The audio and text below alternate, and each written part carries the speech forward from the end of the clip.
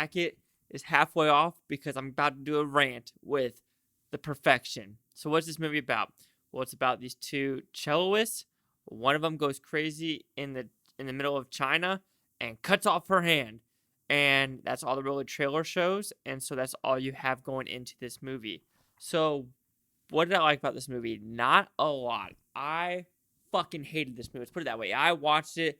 It's only an hour and a half, and I hated this. Like, it makes no fucking sense. None of this movie makes any sense. So we'll just go from the beginning, from the trailer, where she's like, "Oh, you know what you have to do now." Like, she has a fucking cleaver.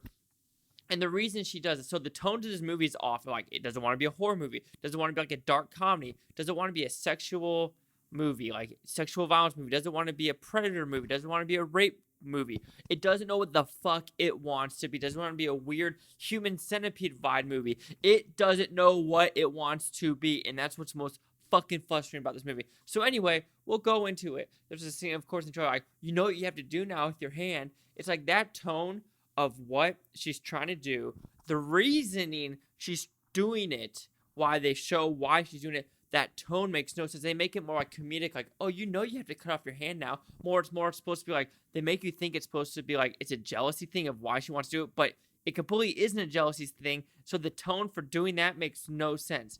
Also, the reason why they're doing it, okay, it's a whole, like, you know, sexual abuse, rape thing. A normal talk of like, you know what? He's abusing us. So you know what we should do? We should get back at him because he sexually assaults us, because we have a tattoo now that we could play in a fucking weird chapel. And if we screw up on the cello, he comes naked at us with two other dudes, which I thought those two dudes, like in the very beginning, were gay. I guess they're not. Maybe they're bi. I don't know. But anyway, this movie is fucking garbage. Like, so you have that, right? All right, so you have the huge weird tone shift and the common sense of like the pill she's taking. A normal person knows what ibuprofen looks like. Ibuprofen isn't a huge fucking brown tablet. Also, let's go into medical reasoning now, because a lot of people out there, because I'm about to review Six Underground, which I fucking love that movie, but let's just go into this one now of the pills.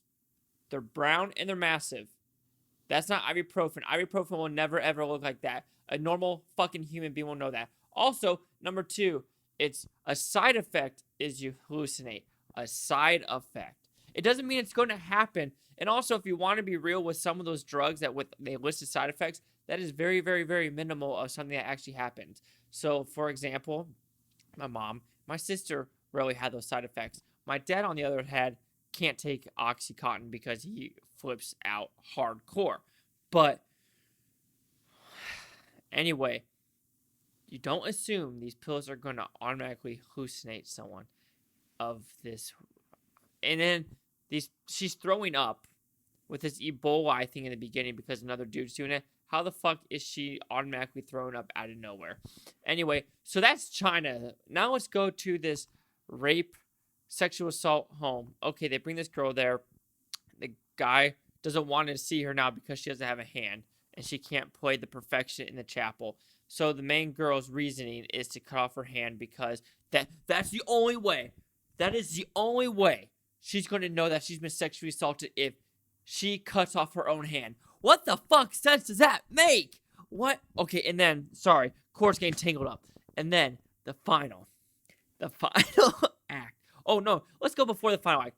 A girl gets stabbed in the shoulder blade. Ka! It's not even a deep thing. She dies. You don't fucking die from a stab in the shoulder blade right here. There's no major arteries.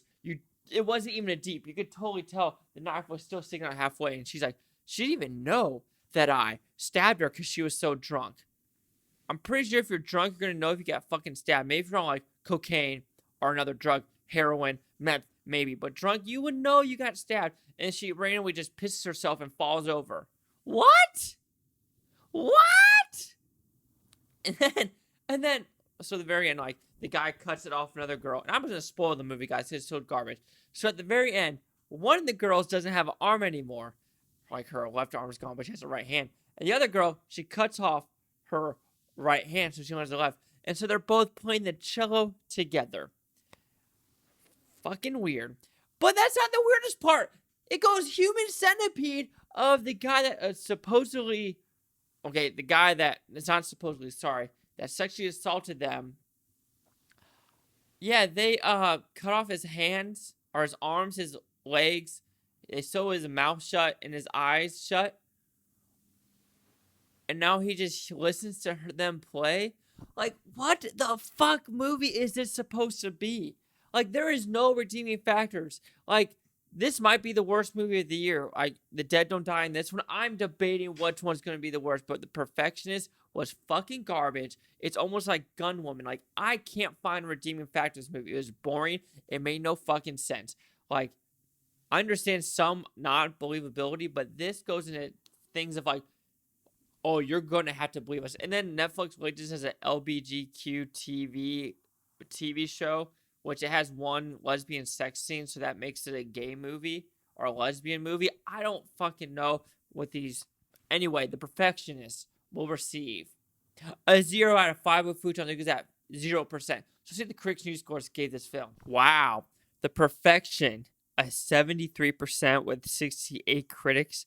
Audience score of 58 with 335. And here's the critic consensus. Led by a pair of compelling performances, The Perfection is a smart, gripping thriller that bars its wild twists and cutting wits. Fuck no, it doesn't. This movie was fucking garbage. This movie is insane and I totally dug it. I almost don't want to talk about it. Just go see it and trust me. Fuck, I'm not going to trust you on that because this movie was fucking trash. Like, horror with humorous elements and a playful structure? No. Violent, gory. It's not even that gory. The biggest... Like, they just... to me, they don't know what they wanted with this movie. They didn't know if they wanted a violent horror movie. They don't know if they wanted a rape, sexual assault movie. They don't know if they wanted a dark comedy, like Very Bad Things. They did not know what they wanted with this movie. And it was bad. It was really, really bad. I hated it. I wish I didn't watch it because no redeeming factors. It made no sense. The believability factor was 0.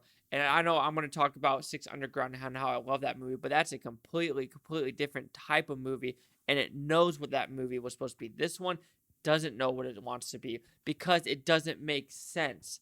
Like, there's like 3 acts, there are 4 acts, and the fucking acts don't make sense. Sorry for the phone, guys. Jump cut. So anyway, do you agree with the 73, the 58, or my 0? Chase out the Blue Futon, comment, subscribe. Let me know what you think. It's Booftonian, you Booftonians. Thanks for watching and have a great day. Peace and love, except for The Perfection.